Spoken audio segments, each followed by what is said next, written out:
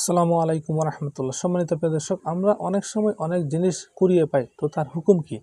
ইয়াদ ইবনু হিমার রাদিয়াল্লাহু আনহু হতে বর্ণিত, রাসূল সাল্লাল্লাহু আলাইহি সাল্লাম বলেন, কেউ কোনো বস্তু কুড়িয়ে পেলে সে যেন একজন অথবা দুজন সাক্ষী রাখে, অতঃপর তার কোনো পরিবর্তন করে না এবং গোপনও করে না। আর যদি তার প্রকৃত মালিক এসে যায়, সেই তার যথার্থ প্রাপক, অন্যথায় তা আল্লাহর সম্পদ, তিনি যাকে ইচ্ছা তাকে দান করেন।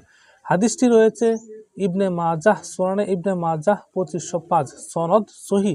এই হাদিস থেকে আমরা বুঝতে পারলাম, কেউ যদি কোনো জিনিস কুড়িয়ে পায়, বস্তু, টাকা পয়সা, সম্পদ যাই হোক না কেন, সে একজন অথবা দুজন সাক্ষী রাখবে। তারপর তার বস্তু বা সেই জিনিসের কোনো পরিবর্তন করবে না এবং গোপনও রাখবে না, তা প্রকাশ করবে। আর যদি প্রকৃত মালিক পাওয়া যায়, তাকে দিয়ে দেওয়া হবে, তাকে দিয়ে দিবে। অন্যথায় তা আল্লাহর সম্পদ, যে পাবে ইনশাল্লাহ সেই তার মালিক হবে। কাজে আল্লাহ সুবহানাহু ওয়া তাআলা এই হাদিসের উপর অবশ্যই আমাদের আমল করতে হবে। আল্লাহ আমাদের কবুল করুন। ওমা তৌফিক ইল্লা বিল্লাহ।